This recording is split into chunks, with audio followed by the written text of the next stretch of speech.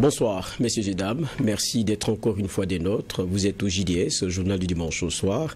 Et bon choix. Et le rendez-vous lui sera marqué par ces sujets. Plan stratégique 2023-2027 de la Commission nationale des droits humains.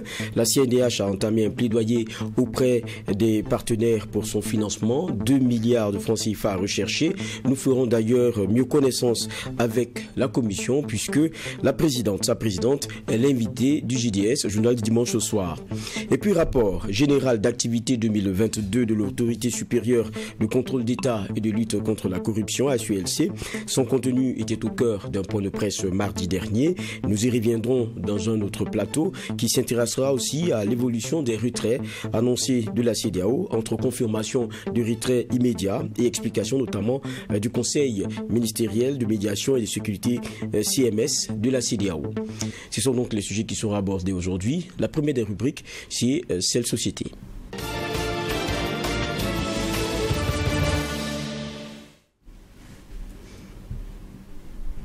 Nous l'annoncions en titre, la CNDH, Commission nationale des droits humains, a initié le 8 février dernier une table ronde avec ses partenaires techniques et financiers. L'objectif était d'abord de partager les priorités de la Commission sur son plan stratégique 2023-2027 afin de convaincre ses partenaires et de mobiliser des ressources financières nécessaires pour la réussite évidemment de ce projet-là.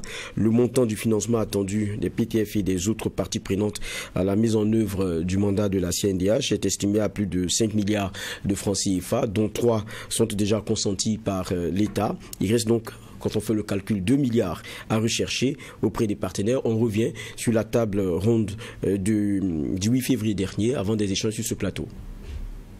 Pour la mise en œuvre et la réussite de son plan stratégique 2023-2027, la CNDH, la Commission nationale des droits humains, a besoin d'un budget de 5 milliards de francs CFA. 3 milliards seront mobilisés par l'État et le reste est à rechercher à travers les partenaires. Réunis dans la capitale Ouagadougou, à travers cette table ronde, la CNDH partage les priorités de la Commission sur son plan stratégique 2023-2027. Objectif, convaincre les partenaires de la vision de la Commission afin de bénéficier de leur appui. Un plan stratégique à 4 axes majeurs qui vise à assurer l'indépendance et la souveraineté du pays en matière des droits humains. D'abord, il y a le renforcement institutionnel. Ça veut dire renforcer suffisamment l'institution pour lui permettre de pouvoir assumer véritablement sa mission. Le renforcer en termes de compétences et de visibilité.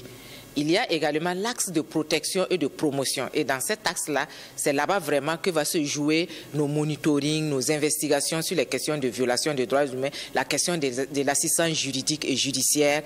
Voilà. Et il y a l'axe qui concerne le mécanisme national de prévention de la torture. Un mécanisme visible avec des actions de sensibilisation et de prévention des tortures et des pratiques assimilées. Mais au-delà de celle-ci, il y a l'axe de l'amélioration du cadre juridique. Un plan stratégique qui a convaincu les partenaires, notamment à Baroli, l'association du barreau américain Initiative pour l'État de droit. Cette organisation s'inscrit dans la vision de la CNDH et s'est déjà engagée à accompagner la Commission pour l'aboutissement du projet. Nous avons appuyé le processus de formulation de cette stratégie qui a été présentée aujourd'hui aux partenaires. Donc c'est-à-dire que nous sommes déjà engagés avec l'accompagnement de l'Agence américaine pour le développement international, USAID, qui, dans le cadre du programme Droits humains et accès à la justice au Burkina Faso, nous permet d'accompagner la CNDH dans ses missions. Donc au-delà du processus de formulation du plan, qui est maintenant une réalité, nous allons continuer à appuyer sa mise en œuvre selon les priorités définies et mises en avant par la CNDH. Conscient du contexte national sensible dû à la reconquête et à la sauvegarde de l'intégrité nationale, Gonta Alida Henriette Da reste convaincue que la défense de la population burkinabé sur les droits humains est une évidence. La présidente de la CNDH fonde l'espoir qu'avec cette vision, le peuple burkinabé disposera davantage de capacités pour exercer son droit dans un environnement propice. nous promettions faire mieux connaissance avec cette Commission nationale des droits humains et la présidente est d'ailleurs avec nous, Madame Gonta Alida Henriette-Da. Bonsoir. Bonsoir. C'est un plaisir de vous avoir sur ce plateau. Plaisir partagé. On a vu tout à l'heure le point qui a été fait de la table ronde. C'est connu, 5 milliards, il faut rechercher 2. Mais là, il faut convaincre parce que derrière, il y a forcément ce plan-là 2023-2027. Mais avant, quand on dit la CNDH, c'est quoi en termes d'ambition, c'est quoi en termes d'organisation? Eh bien, la CNDH, c'est d'abord, merci pour cette plage que vous offrez à l'institution. Voilà. Et la CNDH, c'est tout simplement une autorité publique indépendante, dotée d'une personnalité morale.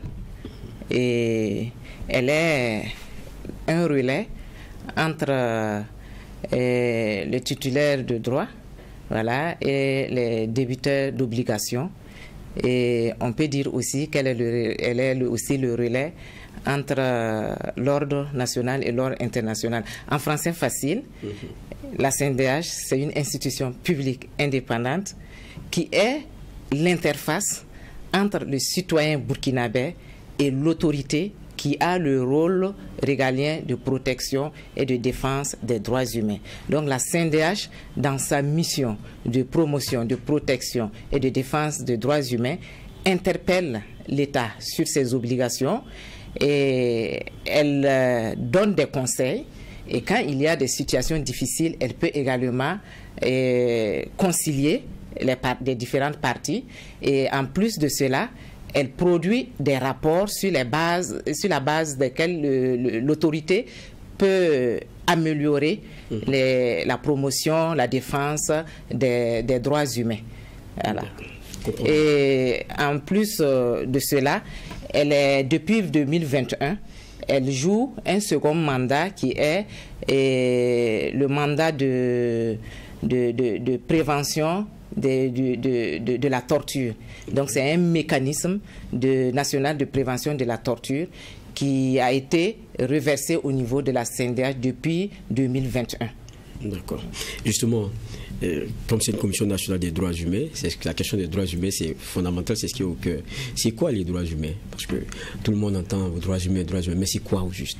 Les droits humains, c'est tout ce qu'il y a comme prérogative, comme liberté, et qui garantissent à tout individu sa dignité. Et les droits humains sont inhérents à la personne et nécessaires pour lui permettre vraiment de vivre en toute dignité dans la société. Et pour ajouter, les droits humains, quand on regarde leur origine, elles sont très anciennes et elles ont leur origine en Afrique. Quand on prend la charte du Mandé, qui est de 1236, elle est plus vieille que la Déclaration universelle des droits de l'homme. Donc, on entend souvent dire que les droits humains ont été importés. Eh bien, c'est une fausse définition, c'est des préjugés.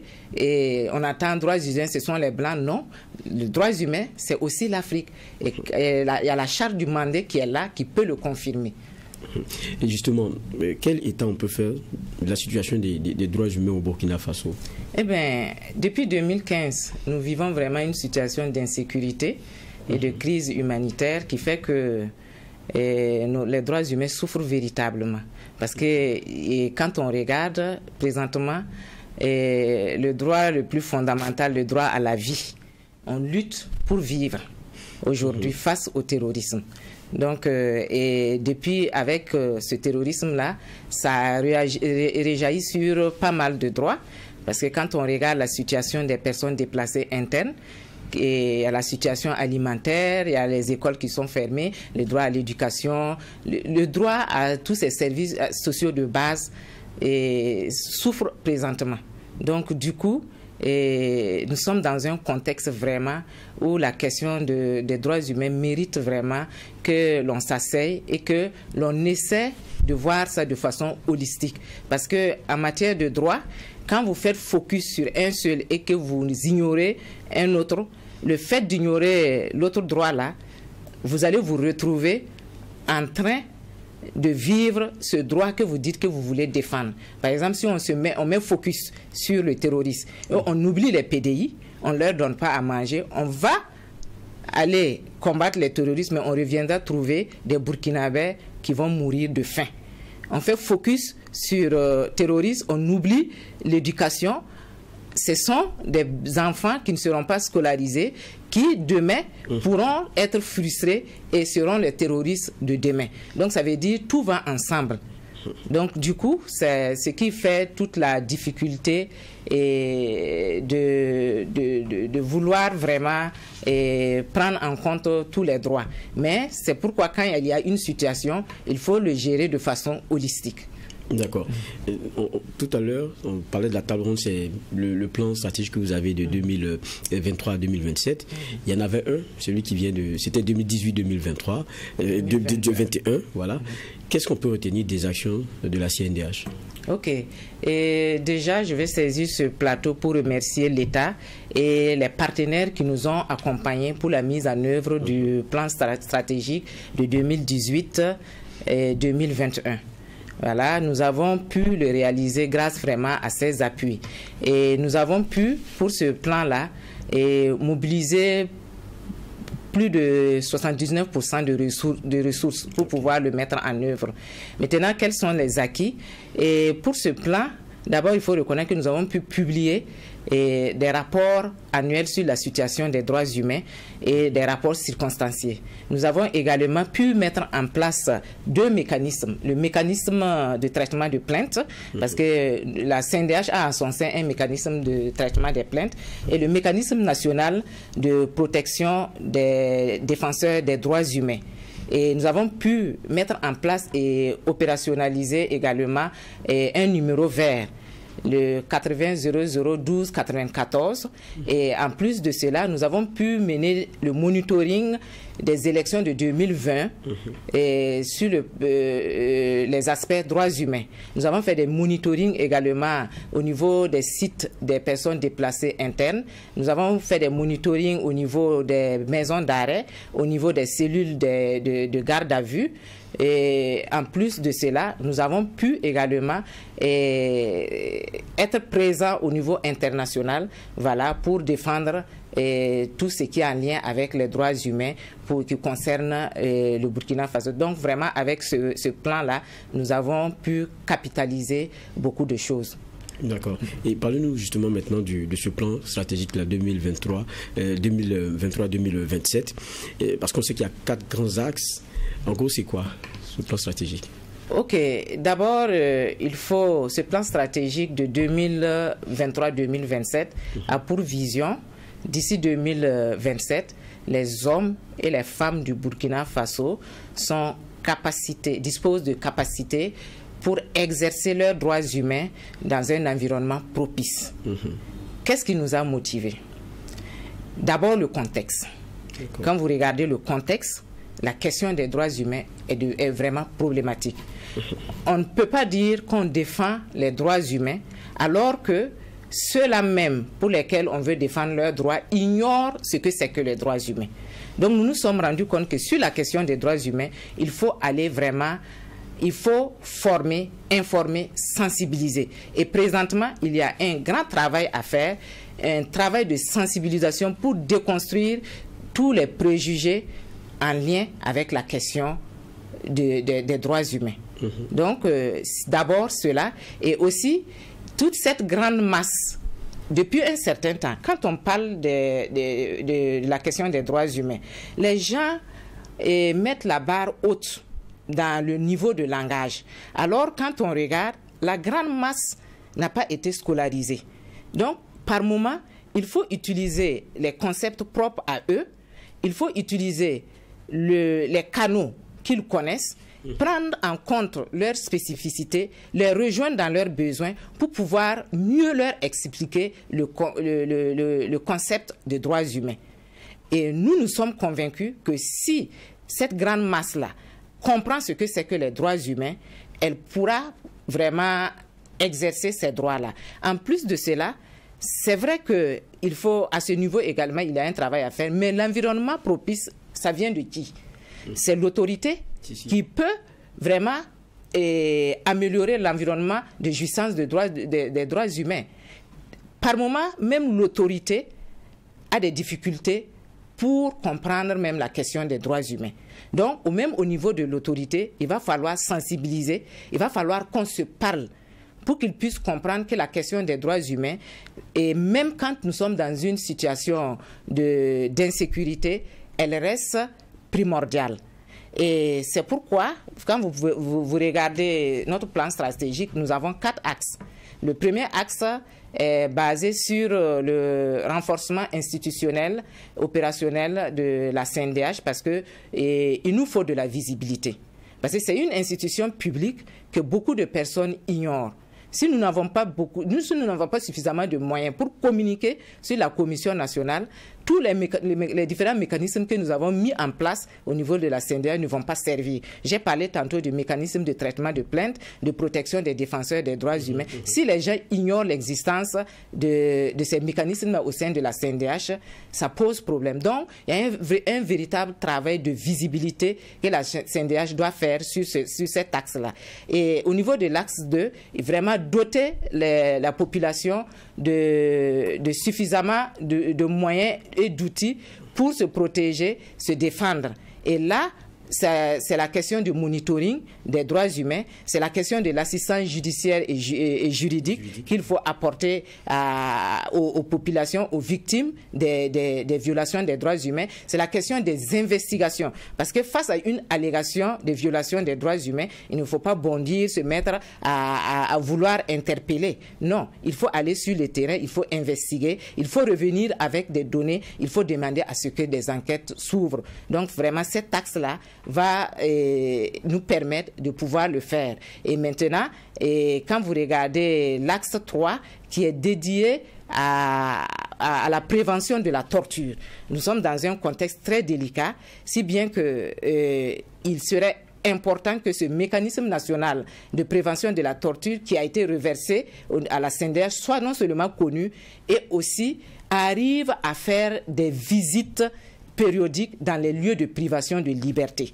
Et quand on parle de lieux de privation de liberté, il y a les cellules de garde à vue, il y a les maisons d'arrêt, il y a les centres psychiatriques et certains centres spirituels dont l'État n'ignore pas l'existence et où vraiment on se rend compte que des personnes sont torturées. Donc enfin, le dernier axe qui va faire focus sur l'amélioration du cadre législatif et réglementaire. Parce qu'un environnement propice, si le cadre législatif et réglementaire ne répond pas, l'environnement de jouissance des droits humains ne saurait être une réalité.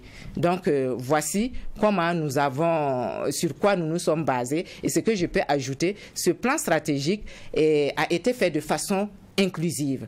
Nous nous sommes d'abord évalués. Ça veut dire que nous avons fait le bilan de l'ancien plan stratégique et nous avons fait un état des lieux du contexte actuel.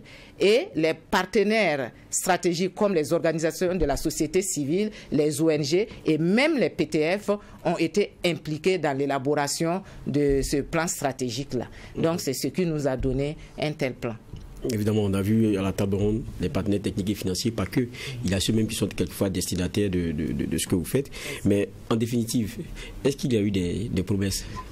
Oui, en fait, bon, nous sommes très confiants et nous trouvons vraiment c'est positif. D'accord. C'est positif parce que ceux-là même qui nous accompagnaient déjà ont confirmé qu'ils allaient poursuivre. Et il y a de nouveaux déjà qui se sont positionnés pour commencer vraiment à travailler avec nos équipes techniques afin de pouvoir voir quels sont les axes pour lesquels eux aussi les domaines dans lesquels ils interviennent qui sont en lien avec les axes du plan stratégique pour pouvoir nous accompagner. En tout cas, c'est très promoteur. Et aussi, c'est vrai, un plan stratégique, c'est mobiliser des fonds, c'est vrai, mais tout n'est pas que argent. Il y a l'accompagnement technique et stratégique. Dans ce lot de partenaires-là, il y a des partenaires qui ne vont pas donner de l'argent, mais de par leur posture, pourront stratégiquement faire des plaidoyers pour nous. Par exemple, nous sommes en train d'enquête de statut A, d'accréditation. Si. Donc, toutes ces ambassades qui sont domestiquées au niveau du Burkina Faso, qui ont participé au niveau de la table ronde, sont au niveau de l'Alliance mondiale des institutions nationales des droits de l'homme, et ils ont leurs pays sont représentés là-bas. Ces ambassades peuvent plaider pour que vraiment, quand nous allons ouvrir notre demande d'accréditation, pour que ces personnes qui représentent ces pays-là puissent plaider en faveur du Burkina pour cette accréditation. Vous faites bien de le dire, parce que le 2 novembre dernier, si ma mémoire est bonne, c'était plutôt le rapport provisoire de l'évaluation des capacités de la CNDH, justement, relativement à l'accréditation au statut A. Mais quand on parle d'accréditation au statut A, c'est quoi? Et des institutions nationales des une droits institution nationale des droits humains doit en principe répondre à des standards. Et quand vous répondez à ces standards-là, vous avez une accréditation. Et les accréditations, on a le statut B et on a le statut A. Le Burkina Faso, en 2012, avait le statut A. Mais elle a perdu ce statut-là. Aujourd'hui, nous sommes sans statut. Alors que ce statut-là... Quelles sont les causes?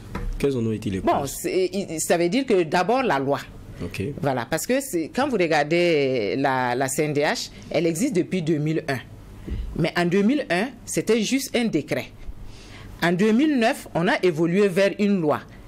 Et la loi ne répondait toujours pas aux standards qui régissent les INDH. C'est en 2016 qu'on a pu avoir vraiment une loi qui répond vraiment à ces standards-là. Et également, quand vous répondez à ces standards, en plus de ça, dans l'ancrage institutionnel au niveau du pays, on regarde à quel niveau l'autorité vous a mis, quels sont les moyens que l'autorité vous donne. Donc, tout ça ensemble, ça permet de vous donner ce statut A-là. D'accord. Voilà. Donc, après évaluation, nous avons pu avoir des recommandations. Voilà, et on nous a fait montrer les différentes limites et faiblesses que nous avons. Et présentement, nous sommes en train de travailler pour pouvoir combler tout cela et ouvrir la demande pour cette accréditation-là. Dernier, c'est qu'on est dans le contexte, vous le disiez tout à l'heure, de l'insécurité. On connaît la réponse aussi au terrorisme et tout. Et cela ne se fait pas quelquefois sans pression de part et d'autre. Vous parliez de votre caractère indépendant, mais est-ce que ça se passe toujours bien? Parce qu'on sait que vous avez le rôle d'interpellation aussi de l'État lorsqu'il y a des cas avérés de violations et autres. Étant entendu que dans ce contexte-là, beaucoup de Burkinabés dénient même qu'on dise que certains puissent avoir certains droits. Ok. Eh bien, merci. La question, effectivement, nous sommes dans un contexte très délicat et je veux rendre hommage aux forces de défense et de la sécurité et aux volontaires pour la défense de la patrie, parce que ce sont des grands défenseurs des droits humains. Ils sont au front, ils luttent pour le droit à la vie. Et effectivement, une commission nationale des droits humains, dans un tel contexte, on pourrait se demander comment elle arrive à travailler. Eh bien, il y a un proverbe moré qui dit tout simplement pour dire que quand ta tante change d'époux, il faut changer de parenté à plaisanterie. Voilà, pour vous dire que à ce stade-là, et face à cette situation, face à ce contexte, qu'est-ce que nous avons fait? Nous avons tout simplement opté pour une approche sensible conflit. Okay. Voilà. Donc, vous ne nous entendez pas, on ne fait plus beaucoup d'interpellations, de communiqués, mais nous avons opté sur la stratégie vraiment du dialogue constructif. Quand ça ne va pas, on rencontre l'autorité, on échange et on leur demande, on leur donne des conseils. J'ai parlé tantôt de notre rôle de conseil. Aujourd'hui, c'est ce rôle de conseil que nous mettons plus en exergue. Dès qu'il y a un problème et que nous voyons qu'il y a des violations ou on sent des violations latentes, nous sommes proactifs, on fait des notes techniques, ils reçoivent nos lettres, ils nous reçoivent également autour des tables, on échange et on négocie par moment. Et beaucoup de personnes il y en a même qui sont par rapport à la loi sur la mobilisation, le décret sur la mobilisation nationale, qui ont été réquisitionnés, mais même étant sur le front, ont pu communiquer avec nous au regard de ce que nous arrivions à obtenir avec l'autorité quand on échange. Beaucoup de choses se font en arrière-plan, mais le contexte est tellement sensible que nous ne pouvons pas sortir, publier certaines choses, parce que ça serait même exposer ceux-là que nous voulons défendre. On comprend. On sait que la tâche elle est ardue et elle est forcément passée. On va vous souhaiter le meilleur et puis évidemment que les 2 milliards soient bouclés. C'est très important. Et puis on est toujours là aussi pour accompagner. Ça, c'est très important. Merci. En tout cas, merci. On était avec la présidente de la Commission nationale des droits humains, CNDH, Madame Gonta Alida Henrietta. On va poursuivre ce JDS avec une autre rubrique, une autre frange que nous ouvrons, c'est celle politique.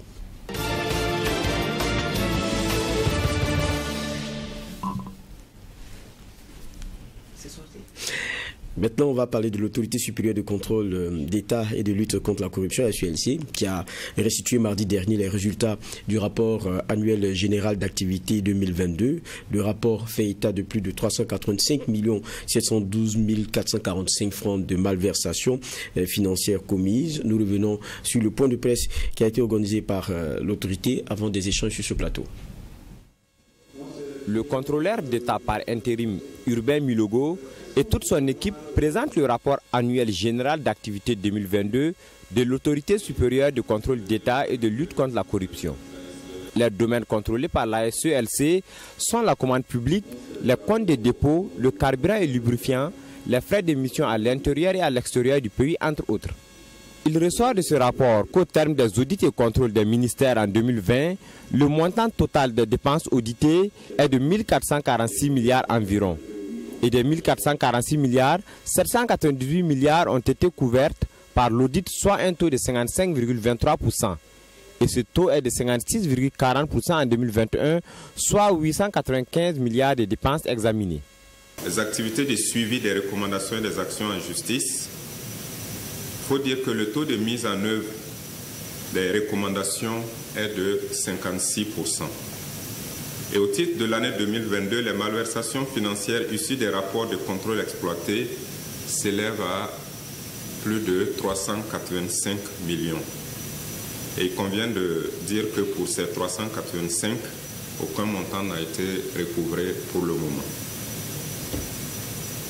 Au niveau des dossiers transmis en justice, il faut dire que de 2015 jusqu'en 2022, on a un total de 115 dossiers qui ont été transmis, 24 ont été jugés, 85 sont toujours en cours de traitement devant les tribunaux.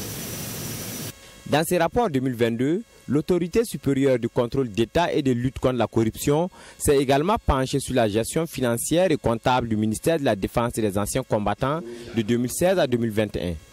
Ce contrôle a concerné la commande publique, les indemnités spéciales des militaires en opération intérieure, des allocations alimentaires, la gestion matérielle des stocks des armements, munitions et optiques.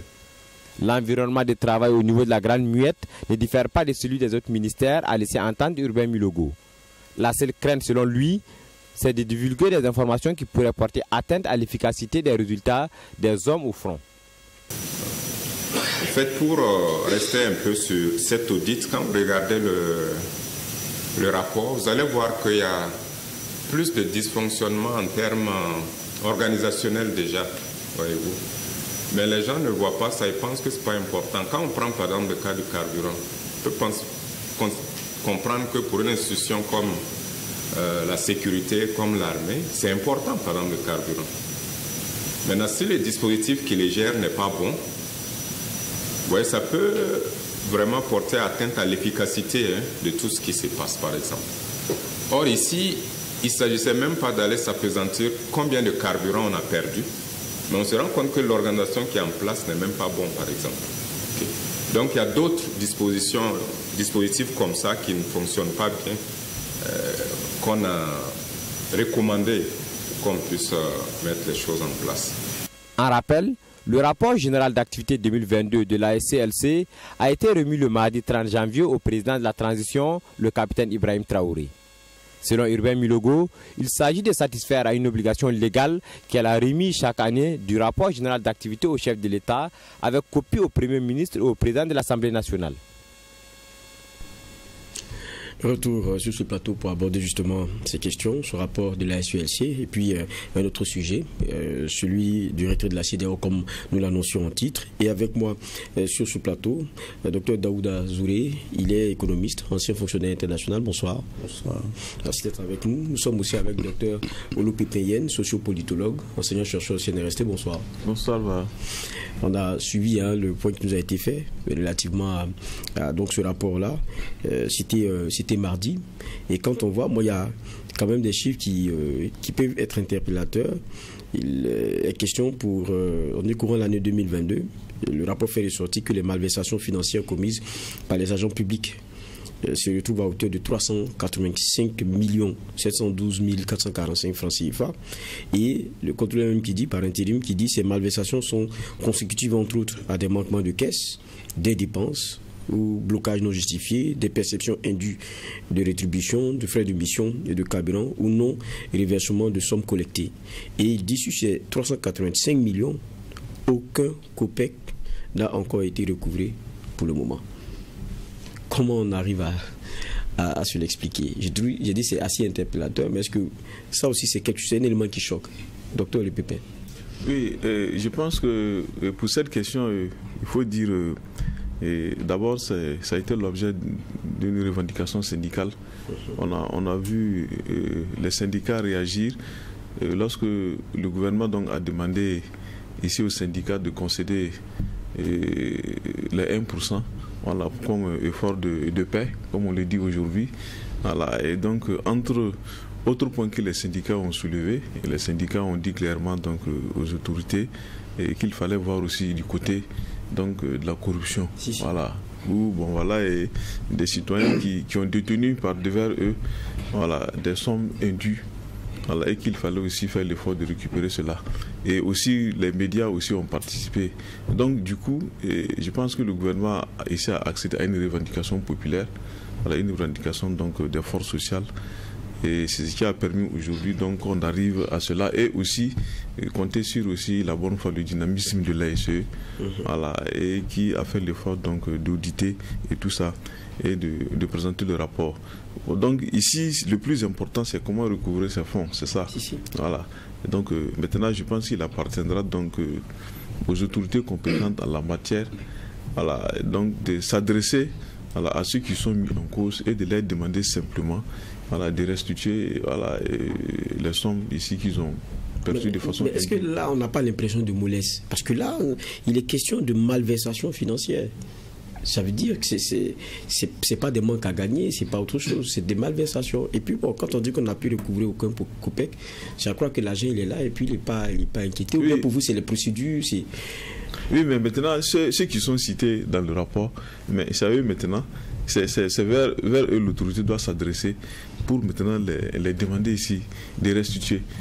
C'est tout. Bon, maintenant, celui qui n'a pas à mesure de restituer, soit peut-être qu'on peut procéder à la saisie des biens, ou je ne sais pas. Moi, j'ai vu des cas où des gens voilà, qui avaient perçu des sommes indues, et voilà, on les a obligés ici à restituer, jusqu'à même aller prélever dans leur salaire pour pouvoir combler le vide qui se sent. On a vu ça. Donc, je me dis quand même que c'est aux autorités de voir dans quelle mesure amener ici ces gens à restituer. Voilà, c'est ce qui a été perçu de façon indue ou du moins lié peut-être à la mauvaise gestion. Parce que ce n'est pas forcément que c'est de l'argent que les gens ont empoché, voilà, mais peut-être qu'ils n'ont pas respecté soit certaines procédures voilà, ou ils n'ont pas tenu compte de certaines dispositions donc, voilà, qui devraient autoriser telle ou telle dépense. Ou, voilà. Donc dans tous les cas, voilà, c'est un problème de gestion. Donc, il faut s'adresser à ces gens-là, ceux qui sont concernés, pour qu'ils restituent. Docteur Daouda Zouré, qu'est-ce que cela vous inspire quand on voit ces chiffres qui sont présentés? Parce que les rapports, chaque fois on les a. Bon, chaque fois des rapports. Hein. Mais moi, je suis rentré dans le fond. Okay. Ces institutions de contrôle que nous avons de façon pléthorique, vous avez la Cour des comptes, disons, qui a un rôle constitutionnel, juridictionnel, constitutionnel, et vous avez le contrôle administratif, disons, ASE et Inspection d'État. qu'est-ce qui se passe? Normalement, si tu vois, dans notre constitution financière, au niveau des pays de l'UEMOA, ils disent qu'il doit y avoir une seule institution d'audit, disons, qui fait les rapports, qui assiste le Parlement dans sa mission. Et c'est la Cour des comptes maintenant qui doit faire maintenant des rapports. Maintenant, les rapports doivent être indépendants. Lorsqu'on remet le rapport déjà au président et autres là, ça perd sa crédibilité dans la mesure où vous voyez au niveau de la déclaration de Lima sur l'audit, on dit que, c'est-à-dire définir l'indépendance de l'audit en tant que l'auditeur, disons, est indépendant des structures politiques et administratives qu'il contrôle. Et aussi son indépendance doit être au niveau financier pour pouvoir lui permettre d'établir des rapports indépendants et aussi mettre en place ses activités. Lorsque souvent, bon, dans mon livre, vous voyez, il y a des rapports d'activité qui sont là, mais pour les réaliser, peut-être c'est 10 ou 20% qui vont réaliser, disons, la couverture. Donc maintenant, c'est-à-dire l'indépendance financière est très intéressante maintenant pour permettre à l'auditeur de réaliser son programme d'activité, recruter des consultants, parce qu'il y a certains aspects, il faut des consultants ou non pas des spécialistes, et donc maintenant des rapports indépendants. Le rapport indépendant, c'est quoi? Lorsqu'il publie, je prends la directive 01 sur la transparence des pays de l'UEMOA qui dit que, en fait, les rapports doivent être remis d'abord au Parlement et à 3 journaux. Donc le caractère indépendant des rapports est très important dans tout l'espace de l'UEMOA. Donc, vous avez beaucoup de cas de malversation qui sont là et en fait qui sont donc vous venez ces autorités là, bon, il y a plein de malversations, que ce soit dans l'exécution budgétaire, c'est là qu'on peut voir dans l'exécution budgétaire. Si vous prenez la loi des finances, disons sur l'exécution budgétaire, vous allez voir tout ce qui est virement ou bien les décrets d'avance et autres là. Donc c'est là qu'on peut voir. Et aussi au niveau des entreprises, des sociétés, des projets. Donc l'audit, lorsque ce n'est pas à ce niveau-là, donc lorsque vous réduisez l'audit maintenant à des bons d'essence et autres là, donc il n'y a pas une réelle, et puis maintenant des comptables. Il y a certains comptables qui peuvent aller jusqu'à la fin de leur mandat sans être contrôlés. Donc il y a tous ces aspects-là que vous avez dans mon ouvrage qui posent en fait le problème de l'audit. Lorsque on donne le rapport au président donc, et que le président demande, c'est-à-dire, je pense, des règles, principes de l'audit au niveau international, c'est-à-dire, ça perd sa crédibilité. Donc il faut mettre en place d'abord des institutions d'audit et puis renforcer maintenant ces institutions et que maintenant lorsqu'il y a des rapports maintenant qui puissent être suivis. Le suivi, c'est quoi? La mise sur chaque fois, j'ai dit, les mises. Il y a des recommandations qui sont faites, des recommandations qui sont faites maintenant par la Cour des comptes de l'ASE. Toutes ces recommandations, on les met dans les tiroirs. C'est ça le problème. Donc maintenant, quand on les met dans les tiroirs, c'est dans tout. Donc, en fait, le contrôle se résume à des stratégies d'épinglage et autres là où vous avez des cas qui sont là, des détournements crus, que j'appelle, qui ne sont pas punis. Donc, en fait, c'est relié au système. Lorsque vous nommez votre contrôleur, il ne peut pas vous contrôler. Donc, on doit aller maintenant vers un contrôle unique, comme défini par l'INTOSAI ou la déclaration de Lima sur l'audit. Maintenant, avoir, par exemple, un auditeur, qui sera, par exemple, dans certains sujets avancés, nommé par le Parlement, et maintenant, qui maintenant disons, et maintenant qui nomme, disons, tous ces collaborateurs sur des bases objectives. Donc là, on va vers une indépendance et une efficacité. Donc le contrôle, c'est pas épingler seulement, c'est aussi faire des propositions ou pour en amont, quoi, faire des propositions pour une meilleure gestion et alerter. Donc c'est pas la répression seulement, mais aussi mettre en place des systèmes efficaces. Donc, aller, par exemple, vers une gestion efficace des dépenses publiques, par exemple. Les autorités peuvent dire, par exemple, que par rapport à telle dépense du gouvernement, vous aurez dû faire ceci. Donc, donner leur avis maintenant sur la qualité et l'opportunité de certaines dépenses.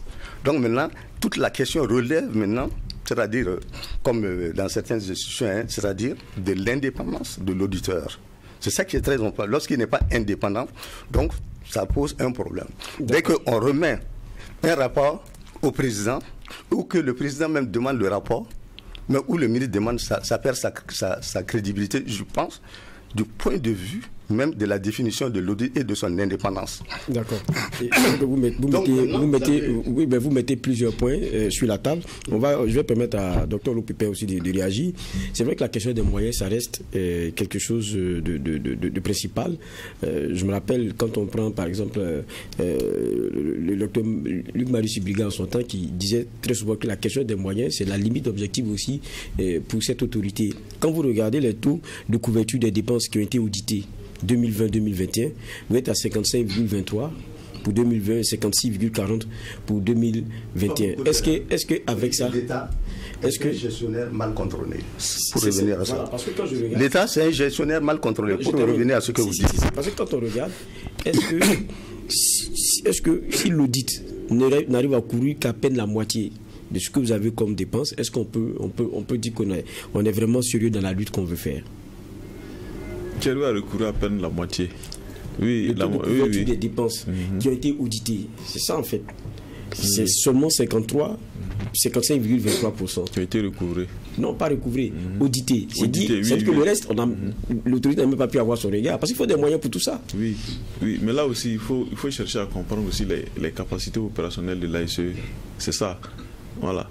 Donc, si l'ASE se résume peut-être à quelques techniciens, quelques conseillers, donc on peut comprendre aussi que cette institution a des limites. Moi, peut-être, j'aurais souhaité que l'ASE soit étendue, ait des démembrements, des structures déconcentrées dans toutes les régions. Voilà, pour aussi faire le contrôle, c'est-à-dire que de proximité au niveau des trous, au lieu que ce soit une seule structure centrale qui doit, c'est-à-dire auditer tous les services de l'État sur le territoire national. Là, ça devient très compliqué. Voilà. Donc, au regard donc de la charte du travail, ça c'est ce que je pense. Voilà. Et vu aussi les limites de cette institution en termes de ressources humaines et aussi en termes financiers, mais on peut comprendre que le taux qu'on nous présente, c'est-à-dire qu'il puisse se justifier. Voilà. Donc, il faut éclater la structure. Voilà. Pour moi, il faut éclater la structure, voilà, pour que la structure soit plus proche ici des services de l'État, et même au niveau des régions. D'accord. Là, ça peut faciliter un peu le travail. Comme je l'ai dit dans mon livre, il y a une pléthore. IGF, etc., etc. Donc maintenant, c'est mutualiser les moyens et avoir une institution de contrôle qui est la Cour des comptes, et puis maintenant avoir le maximum de moyens, et que ces moyens, par exemple, dans certains pays, c'est-à-dire on constitutionnalise en fait le budget de la Cour des comptes, c'est-à-dire la loi qui fixe maintenant le budget de la Cour des comptes. Donc il n'y a plus de problème. Donc ça ne passe pas par les arbitrages budgétaires. Donc il y a un financement indépendant. Lorsqu'il y a ce financement indépendant, donc ça permet en fait, disons, de réaliser ces programmes. Lorsque c'est soumis aux arbitrages budgétaires, ça ne passe pas. Donc, c'est-à-dire, c'est d'inscrire dans la loi, dire que consigner, c'est-à-dire, disons, l'indépendance financière des institutions de contrôle dans le budget. Lorsque c'est comme ça, il n'y a pas de problème.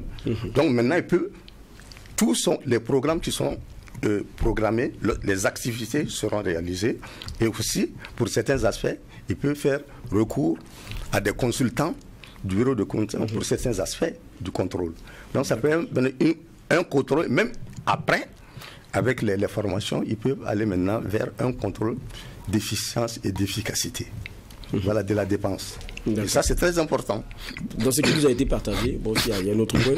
Ça fait que très souvent, on attend de savoir est-ce que concernant défense, sécurité, on regarde dedans. On a eu quand même quelques éléments. Et puis bon, il y a aussi le contrôleur qui disait, bon, par l'intérim, qui disait que faut pas voir l'opacité forcément dans la gestion militaire. C'est que aujourd'hui, le citoyen de façon générale n'aime pas être audité. Bon, ça, c'est un autre fait. Mais il y a un autre point qui, moi, c'est au niveau des armements, munitions et optiques. Sur 14 contrats d'un montant de 83 milliards 507 millions 507 233 francs, 8 contrats d'un montant de 75 milliards 106 millions, soit un taux de 89,94%, ont été attribués à plusieurs entreprises appartenant à une personne à une même personne physique. Et le contrôleur général d'État adjoint chargé de l'intérim du contrôleur général de l'État, qu'on a écouté tout à l'heure, a dit très clairement que ces statistiques constituent de potentielles irrégularités. Vous partagez? Mais comment c'est surprenant?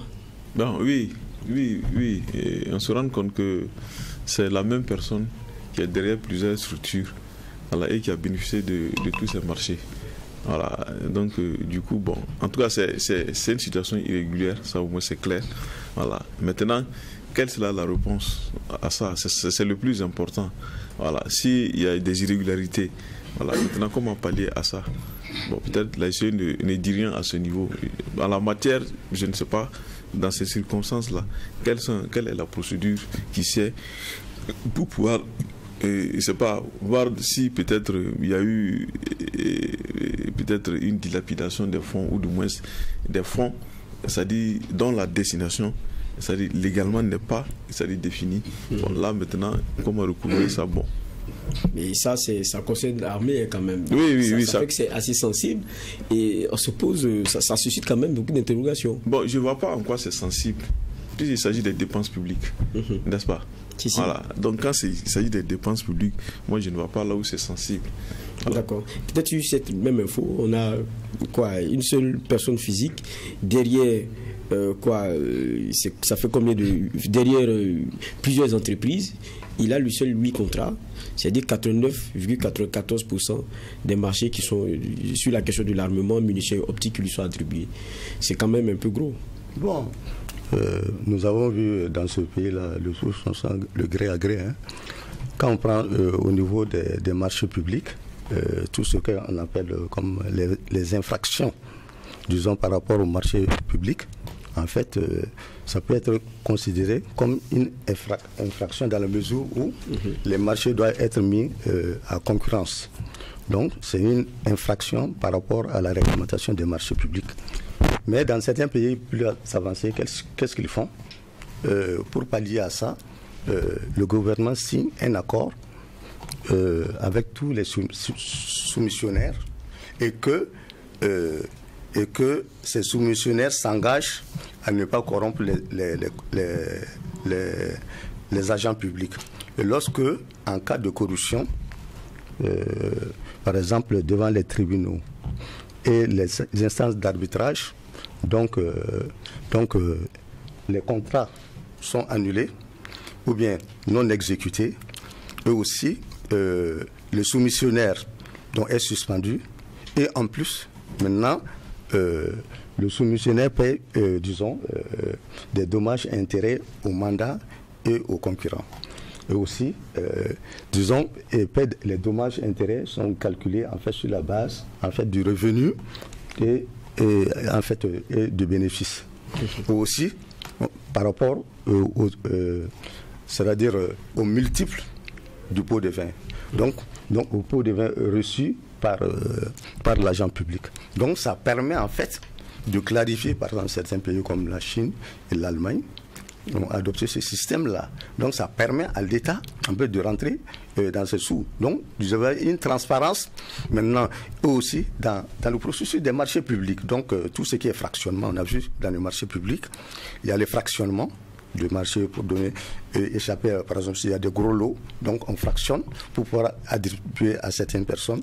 L'autre aspect aussi, par exemple, lorsqu'on donne à un soumissionnaire le montant du marché à l'avance aussi, et aussi fréquemment ce qu'on voit aussi au niveau des services qui sont livrés ou bien livrés ou des services qui ne sont pas faits, qui sont payés. Et aussi souvent par rapport à la qualité ou bien à la quantité exécutées qui ne sont pas aux normes.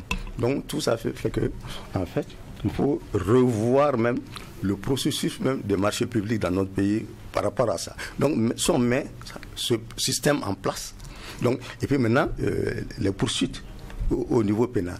Donc ça permet en fait au niveau civil, donc ça permet en fait de clarifier tout ce qui sont dans le processus de marché public parce que nous avons bon, et surtout pour l'armée, bon, c'est très très sensible. Donc tout ça, ce sont des infractions à la réglementation des marchés publics. D'accord. Bon, ça c'est courant, hein. Le gré à gré, bon, ça c'est... En tout cas, dans le rapport, c'est des éléments aussi qui sont ressortis.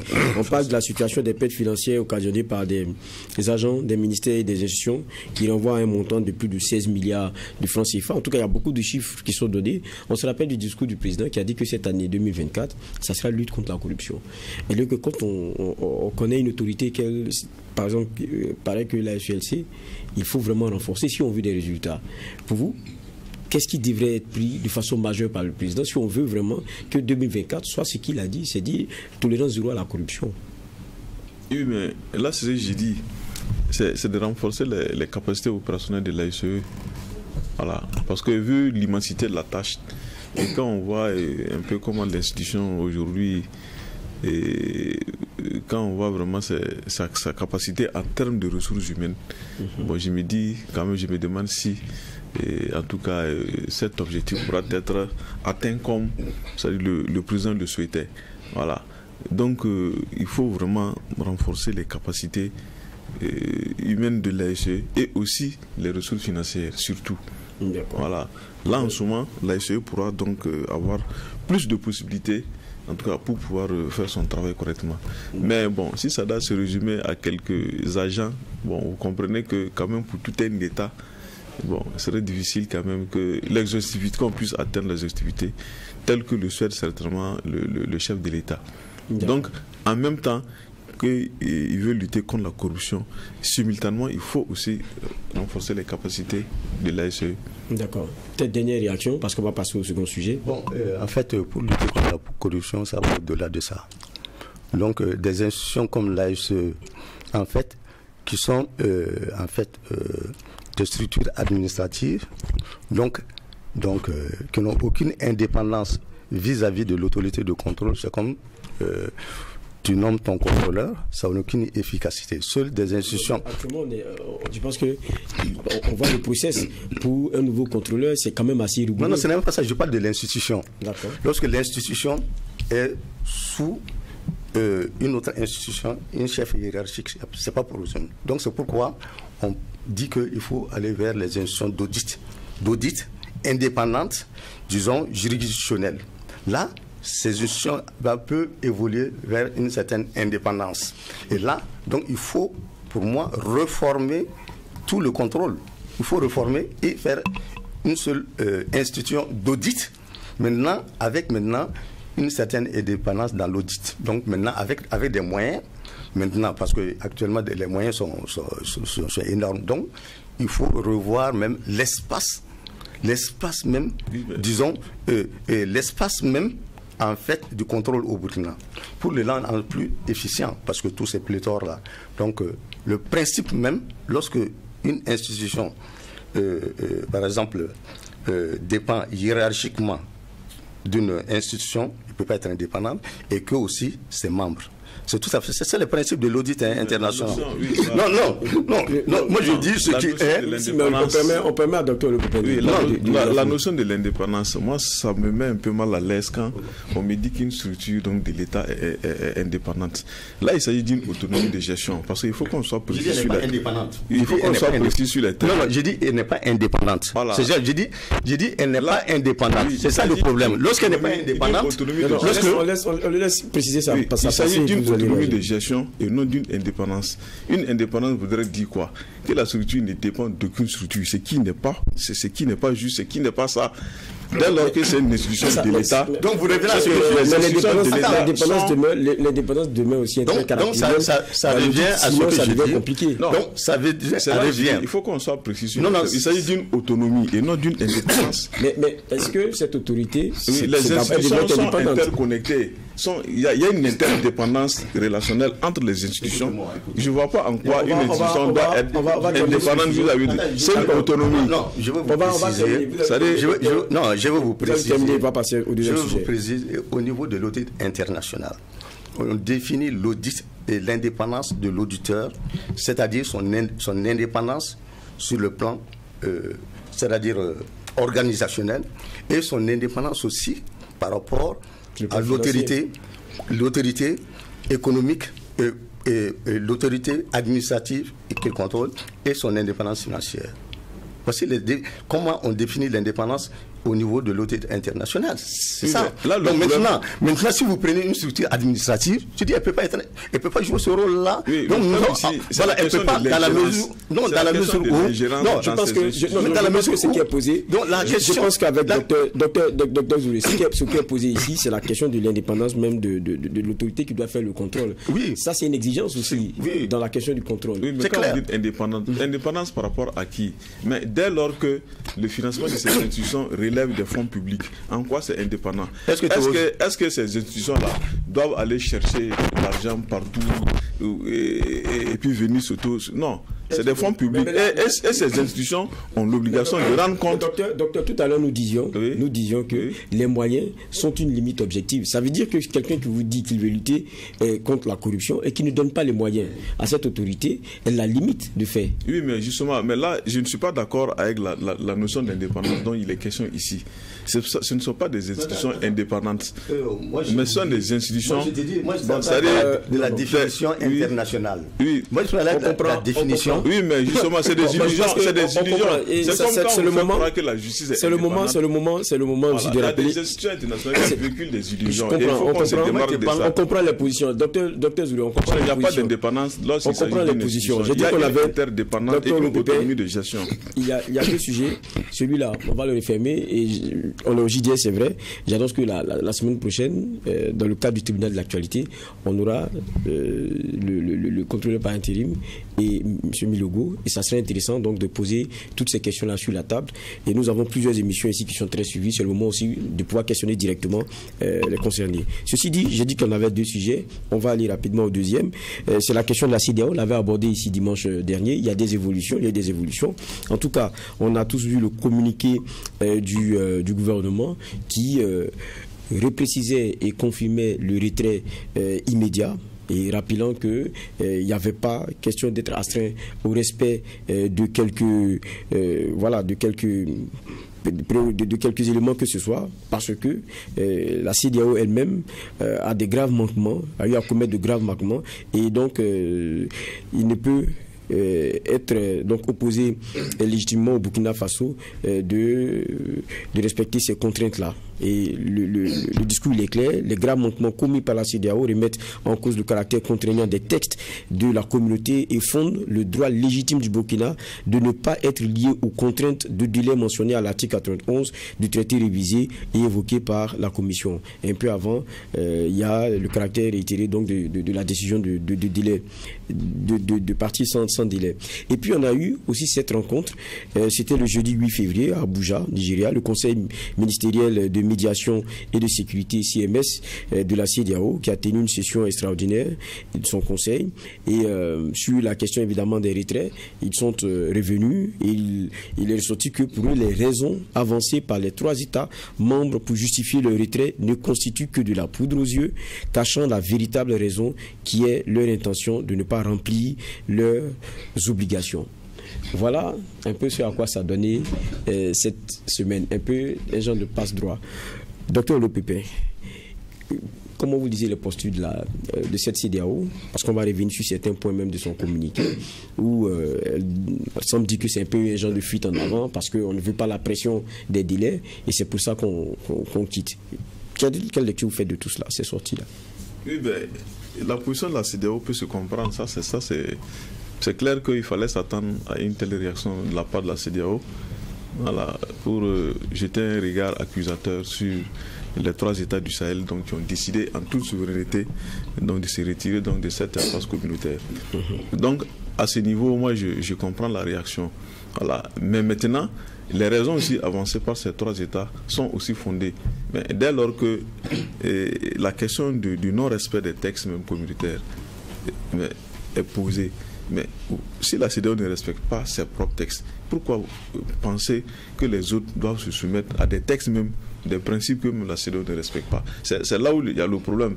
Et en relation internationale comme en diplomatie, il y a le principe de la réciprocité. Ça au moins c'est clair. Vous piétinez les textes pour nous sanctionner, mais en retour, nous, on n'est pas tenu aussi à une obligation morale quelconque de se soumettre aussi à ces textes que vous violez pour nous sanctionner. Donc moi je pense dans une situation où c'est l'action-réaction. À ce niveau, il n'y a pas de problème.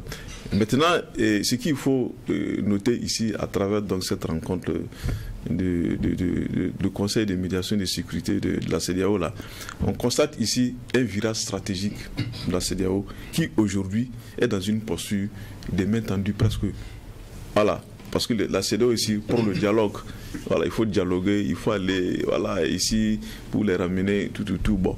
Mais là, je me demande si, à l'étape actuelle même, de la situation dans la CEDEAO, de la contradiction qu'il y a aujourd'hui à l'interne, est-ce qu'aujourd'hui le dialogue ne vient pas un peu tard? C'est ça aussi. Oui, mais en même temps, quand vous écoutez les propos, vous dites qu'il y a la politique peut-être de la main tendue, la volonté du dialogue, mais ça aussi c'est peut-être dans la communication, mais quand on lit le communiqué, moi je prends un passage par exemple, quand ils parlent des autorités qui sont de cet espace AES, ils disent ils n'ont nullement l'intention de renoncer dans un futur proche au pouvoir politique qu'ils ont obtenu par des voies non constitutionnelles. Leur position pourrait être interprétée comme un stratagème visant à détourner l'attention de l'insistance de la CEDEAO sur le rétablissement rapide de l'ordre constitutionnel. Quand on a ouvert la négociation, c'est pas forcément comme ça qu'on attaque ceux qui sont partis. Oui, justement. Non, ici il y a la main tendue de la CEDEAO. Mais au début, la CEDEAO ne parlait pas de dialogue, surtout pour le cas du Niger. Si. La CEDEAO a été incisive et claire, ferme. Dit, écoutez, voilà, vous ramenez Bazoum au pouvoir, sinon nous allons vous attaquer. Mais aujourd'hui, on va rétropédalage où la CEDEAO parle de dialoguer, d'aller dialoguer avec les États du Sahel. Mais là, quand même, c'est de la main tendue. Mais est-ce que c'est sincère? Ça, c'est un autre débat. Okay. Voilà. Maintenant, la question de la sincérité, c'est un autre débat. Oui. Mais maintenant, lorsque la CEDEAO dit non, voilà, c'est pour échapper à ses obligations ou du moins détourner l'attention. Mais le problème qui est là, c'est que c'est la question de 2 poids 2 mesures qui est posée. Voilà. Puisque c'est quoi?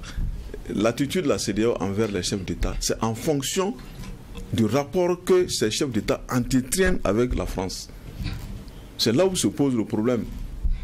C'est par rapport au rapport que, si vous êtes dans le réseau France-Afrique, bon voilà, en ce moment, et on dit, bon voilà, et nous sommes préoccupés, et nous allons vous accompagner, et nous sommes attentionnés, et on vous demande ici de rétablir l'ordre, mais quand vous n'êtes pas dans ce réseau, mais là c'est des injonctions fermes, des menaces, même pas voilées, des menaces ouvertes, jusqu'à même vouloir même mobiliser la force armée pour faire respecter ici ces injonctions. C'est là où il y a le problème. Voilà. Et comme je l'ai dit ici, il dit non, c'est parce que ces États, mais il y a un problème réel qui est là. L'autonomie, la question aujourd'hui de l'autonomie organisationnelle de la CEDEAO, ça c'est un fait qui est réel.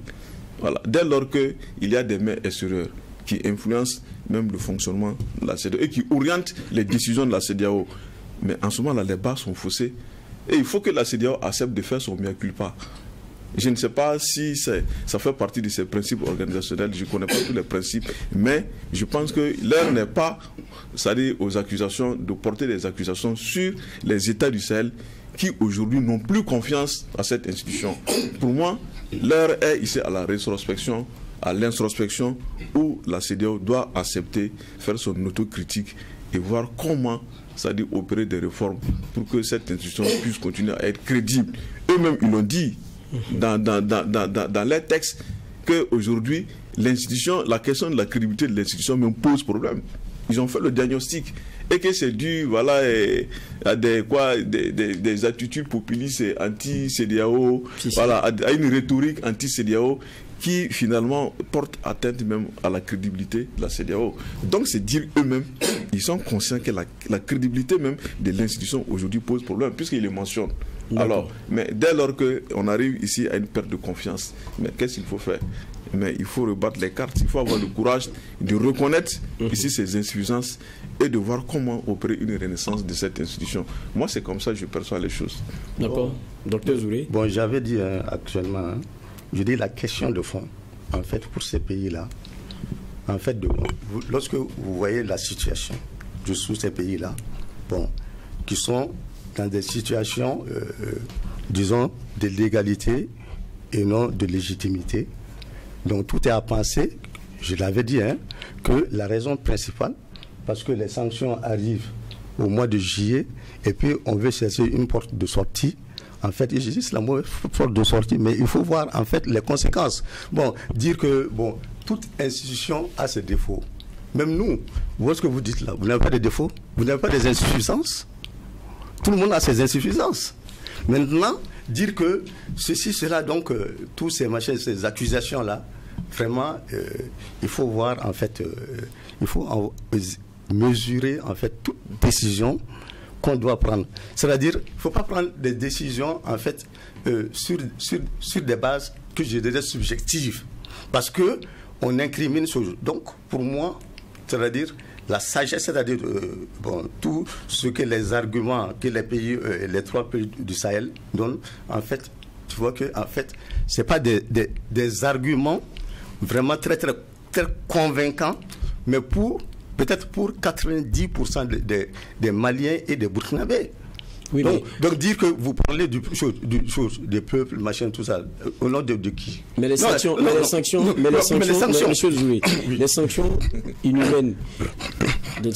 inhumaines, et illégales qui ont été dénoncées, ça c'était des faits. Ces mêmes peuples-là, c'est eux qui souffrent de ces sanctions. Mais justement, c'est pour dire que lorsque vous faites ces actions-là, vous mettez vos peuples en danger. Je prends le Niger. Est-ce que c'est pas la CEDEAO elle-même qui a commencé avec ces sanctions-là à mettre le peuple en danger? Lorsque l'instabilité politique qui crée plus de malheur dans les pays, l'instabilité politique déjà vous fait rentrer 10 ans. Je prends le cas du Niger. Avant le coup, le Niger avait, c'est-à-dire vous voyez au niveau de l'inflation 4% et au niveau de comment ça s'appelle, de la dette 48%. Donc c'était un pays qui avançait. Et maintenant, le nombre de décès, c'était 900. Donc, point de vue croissance économique, le ministre était sur la bonne voie. Donc, le Niger était sur le plan économique. Au niveau de l'inflation, 14%, taux de croissance, 5%. Et maintenant, au niveau de la dette, c'était le pays le moins endetté à 48%. Nous, on a 60%. Oui, donc l'instabilité politique, donc il ne faut pas prendre les mesures là comme étant chose, c'est-à-dire l'instabilité politique déjà crée du malheur. Et puis on avait parlé tous aujourd'hui de la corruption et autres là. C'est ça qui pose plus de problèmes à nos populations. Par exemple, la corruption, tout ça, les crimes économiques là, c'est ça qui a un impact plus que toutes ces mesures-là. Donc, il ne faut pas dans les lamentations et autres là. Donc, c'est-à-dire, il faut voir les questions de fond. Les questions de fond, c'est ça. Les questions de fond, ce sont les créations que nous créons nous-mêmes qui sont là. Et l'insécurité, c'est dû à quoi? C'est ça. Donc, l'insécurité, c'est dû à ce phénomène-là. Donc, il faut voir les questions de fond. Oui, donc, quand vous regardez, je suis encore avec M. Zoulé. Quand vous regardez, mais M. Zoulé, même quand on lit le communiqué, ils disent bien, dans la réponse de la CEDEAO, ils disent que les sanctions imposées au Niger, en particulier, ne sont ni illégales, ni inhumaines, car elles sont ancrées dans les protocoles de la CEDEAO, dont ces 3 pays sont signataires. C'est vrai que nous discutions ici avec un constitutionnaliste sur un peu les sanctions. Est-ce que le débat de la légalité, là, c'est un débat il est fondé? Il nous a dit, ce sont des sanctions qui sont prévues. Mais ce n'est pas tout ce qui est prévu qu'on utilise. Et là, lorsqu'on sait que ça peut être contre-productif, est-ce qu'il n'y a pas une CEDEAO qui est consciente maintenant qu'elle devrait revoir sa copie parce qu'elle allait un peu trop durement avec le Niger et même avec le Mali à un moment donné? Moi, je parle des principes, c'est-à-dire toutes ces sanctions-là, toutes ces sanctions sur le plan économique ou autre là, si vous voyez les questions de fond, c'est-à-dire la gestion des pays qui sont là, c'est-à-dire a un impact plus sur la misère et autres là. C'est-à-dire il ne faut pas voir ce que la CEDEAO met quelque chose, mais les politiques même en vigueur là créent plus de misère que dans nos pays, là, par exemple, des choses dans nos pays, c'est-à-dire la mauvaise gouvernance, la corruption, tout ça là, le crime économique, c'est-à-dire, ça crée plus de misère dans nos pays. Vous regardez, les gens ne n'ont même pas, c'est-à-dire, il y a certains qui n'ont même pas de quoi à manger. Donc la question de fond, il faut voir toutes ces petites mesures là comme étant la vraie cause de nos problèmes, la vraie cause de ces problèmes là. Donc il faut voir les questions. Bon, la CEDEAO a ses sanctions, mais ces sanctions-là sont 1000 fois inférieures aux politiques que nous menons par rapport à la corruption et à la mauvaise gestion. Oui, mais quand il dit que le Burkina n'a pas été sanctionné, je ne suis pas d'accord. Le Burkina a été suspendu des instances de la CEDEAO, c'est une sanction, n'est-ce pas? Ce n'est pas économique. Non, mais c'est une sanction. Dans tous les cas, le Burkina a été suspendu des instances de la CEDEAO, c'est une sanction. Dès qu'il y a un coup d'État, voilà. les pays, c'est une sanction récipiente. Maintenant, on comprend. Oui, maintenant, ce n'est pas une sanction. Peut-être, ce ne sont pas les mêmes sanctions que peut-être le Mali et le Niger les deux pays ont subi. Mais ce qu'il dit. Mais moi j'ai toujours pris l'exemple ici, même sur ce plateau, mais en Guinée, Ambalo qui a fait un coup d'État, il continue de siéger dans les instances de la CEDEAO, il continue de le faire, pourtant il a fait un coup d'État propre aux yeux de la CEDEAO, alors, mais il n'a pas été sanctionné, il n'a même pas été suspendu des instances. Voilà, donc voilà un problème. Maintenant, moi ce que je voudrais dire par rapport à ça, c'est qu'il dit là, même le président béninois, Patrice Talon, mais lui-même, il a remis en cause même ces sanctions de la CEDEAO et il a relevé le caractère excessif de ces sanctions. Tout le monde a vu, la vidéo circule aujourd'hui. Et il a même dit que ces sanctions, au départ, n'étaient pas faites pour durer. Voilà. Mais ça se prolonge et il va falloir arrêter même ces sanctions. Lui-même qui faisait partie des tenants de l'aile dure de la CEDEAO, les va-t-en-guerre de la CEDEAO. Mais aujourd'hui, lui-même, il vient remettre en cause même ces sanctions et appelle même à la suspension de ces sanctions pour permettre, c'est-à-dire aux trois États du Sahel là, voilà, et de pouvoir ici réintégrer la CEDEAO. Moi, je ne suis pas un chef d'État, je ne participe pas aux instances de la CEDEAO et je ne fais que relever ce que même un partisan de l'aile dure, l'aile radicale de la CEDEAO même a tenu comme propos. Donc, c'est pour dire que, c'est pour dire, si lui-même, qui était un partisan ici, c'est-à-dire de la solution militaire, un partisan donc de l'attaque militaire du Niger, si aujourd'hui même il vient à prendre du recul et à remettre en cause ces sanctions. D'accord. Donc, moi, je pense quand même... Je vais avoir une dernière question. Nous analysons le point de vue. Docteur Zoué, il ne faut pas essayer de noyer le poisson dans l'eau. C'est clair. Docteur Zoué, une dernière question. Noyer le poisson dans l'eau. Une dernière question pour clore le débat. On est dans la situation cette semaine de voir en tout cas, pour ce qui est du Burkina et des autres pays, la réaffirmation du retrait immédiat et de ne même pas remplir tout ce qu'il y a comme exigence en rapport avec un quelconque article. Parce qu'il est clair que après avoir notifié son départ, il y a 1 an, et pendant toute cette année-là, vous êtes astreint des obligations. Et là, le Burkina dit clairement, je ne vais rien respecter comme obligation parce que j'estime que vous-même ne respectez rien. Quelles peuvent être alors les conséquences? Parce qu'on a encore une CEDEAO qui donne l'impression que, bon, pendant les 1 an, on considère encore que vous êtes avec nous.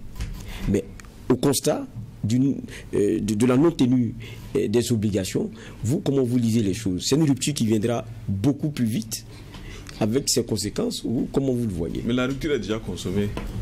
La rupture, puisque c'est que j'ai lu une déclaration comme ça, similaire, du Mali et du Burkina. Je ne sais pas si le Niger a fait la même déclaration.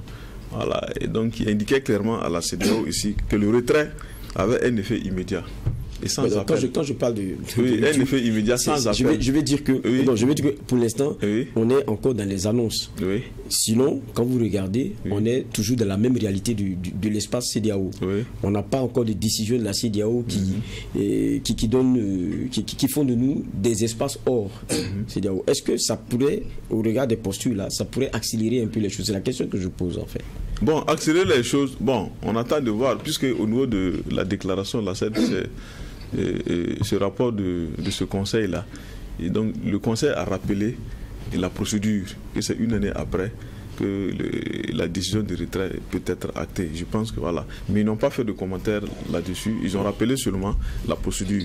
Et maintenant, si le Burkina, le Mali et le Niger décident donc de quitter la CEDEAO, c'est à ces 3 pays de prendre toutes les dispositions pour ne plus être dans le giron de cette institution, c'est tout.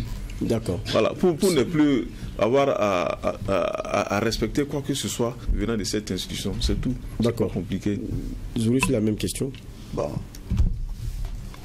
comme je l'avais dit, hein, lorsque vous quittez cette institution, d'abord, ça veut dire que vous êtes prêt à assumer les conséquences. Moi, je parle sur la CEDEAO en tant qu'espace de libre circulation et d'échange. Donc, ça veut dire que du coup, du point des importations, nous n'allons plus pouvoir circuler dans l'espace. Donc, nos commerçants doivent avoir des passeports, maintenant pour intégrer.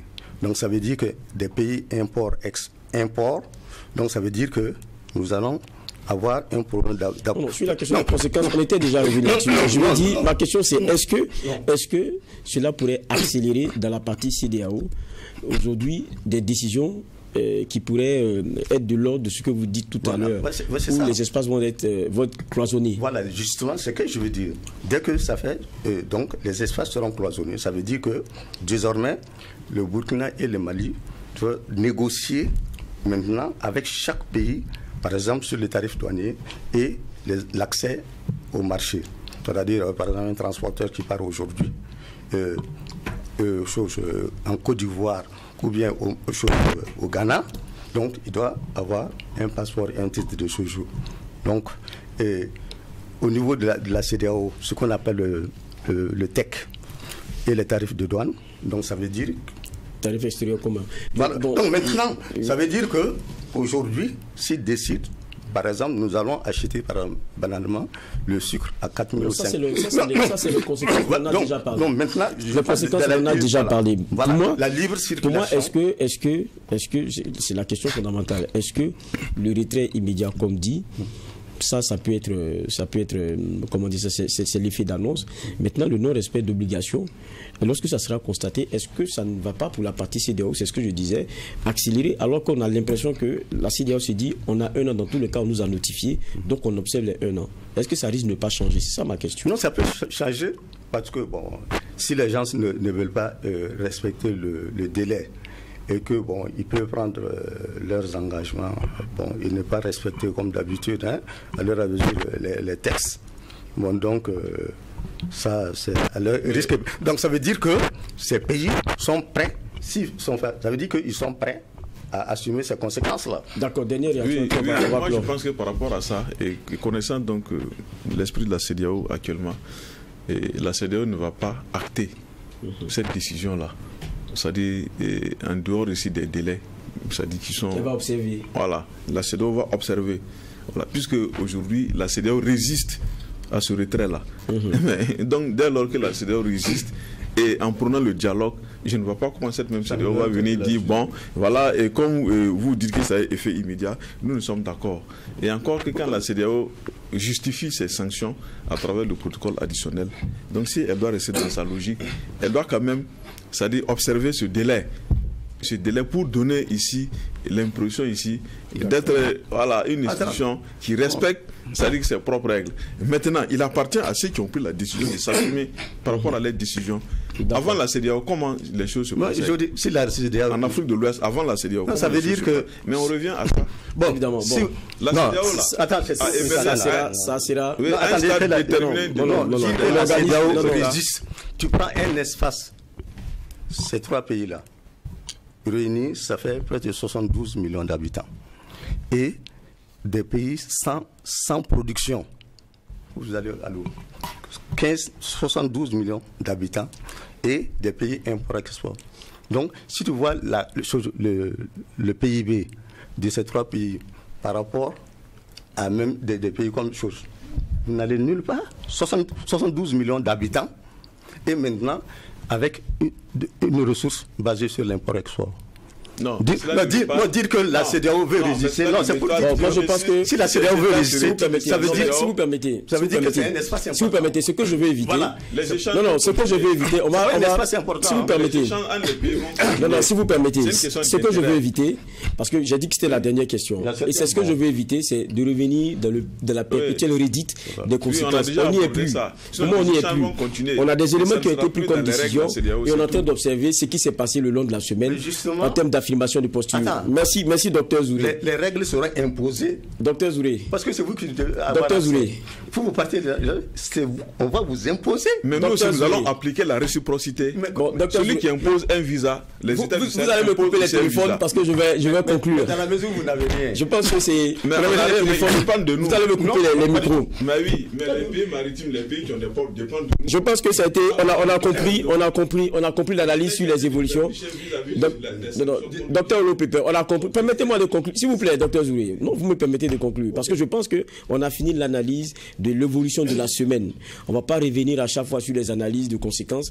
Attendons de voir. Il y a un Burkina qui s'est assumé, il y a un Niger qui s'est assumé, il y a un Mali qui s'est assumé. Et on va observer. Et je pense qu'on aura le temps du constat et de l'analyse. Ceci dit, on a voulu rester un peu sur l'évolution de la semaine. Je pense que c'est ce qu'on a pu faire. En tout cas, merci à vous. Merci à vous, docteur Zouré, d'être passé.